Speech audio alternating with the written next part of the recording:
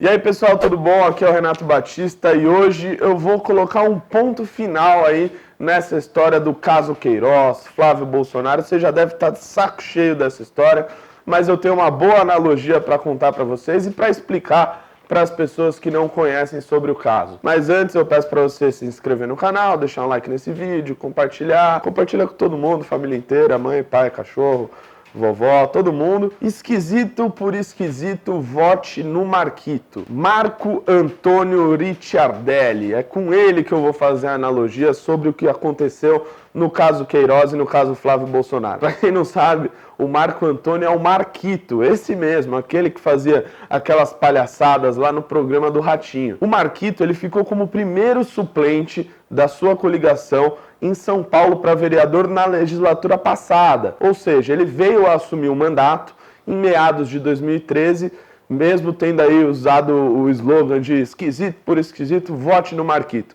E a gente vai falar sobre uma esquisitice que ele fez enquanto ele foi vereador em São Paulo. Você acha que minha voz tá boa? E uma dessas esquisitices que o Marquito fez enquanto ele era vereador aqui em São Paulo tem muito a ver com o caso Flávio Bolsonaro. Quando o Marquito era vereador em São Paulo, ele foi acusado, a posteriori, de ter feito um esquema com o salário dos servidores que trabalhavam no gabinete dele. O Marquito, ele tinha uma espécie de chefe de gabinete, o Edson Prece, que era conhecido como Barão. Tinha um bigodão branco, etc. E ele era apresentado para todo mundo como chefe de gabinete e advogado do Marquito. Ficava até dentro do plenário junto com o Marquito. Só que, na verdade, o Barão, ele não era o chefe de gabinete oficial do Marquito.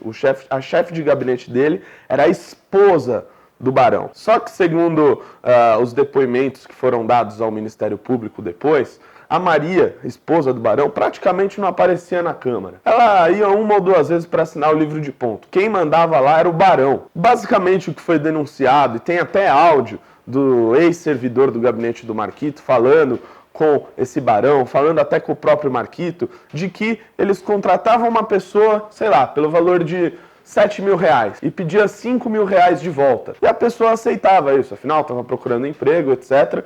E essa é a condição que a pessoa acabou achando. No final das contas, alguns servidores denunciaram isso ao Ministério Público. E segundo as denúncias para o Ministério Público, os valores ultrapassavam R$90.000 por mês. E esse dinheiro seria dividido entre o chefe de gabinete do Marquito e o próprio Marquito. Então essas figuras icônicas, quando acabam sendo eleitas, muitas vezes a palhaçada que eles faziam lá fora, aqui acaba perdendo a graça. Segundo a esposa do Marquito, ela disse que não, meu marido não sabe de nada, ele nem entendia de política direito, quem cuidava de tudo era o Barão. E assim as coisas foram acontecendo. No final das contas, o que acabou para a opinião pública era de que o Marquito era apenas um cara ingênuo, era um cara sem escolaridade, não muito inteligente, e que acabou sendo botado para trás pelo Barão.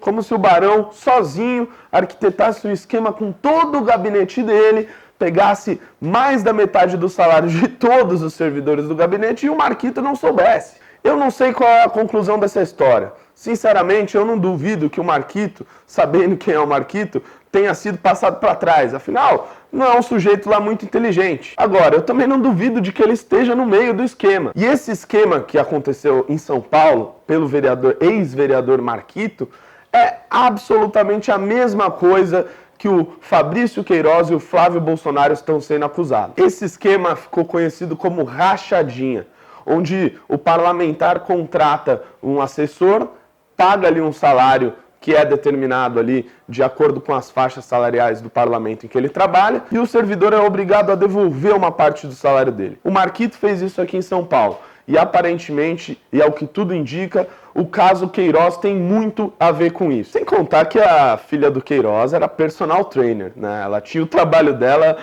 sem contar o trabalho dela de assessora, que aparentemente, convenhamos, acho que ela não fazia. O que a gente pode tirar de lição aí do caso que aconteceu com o Marquito? Primeiro, um ponto ruim.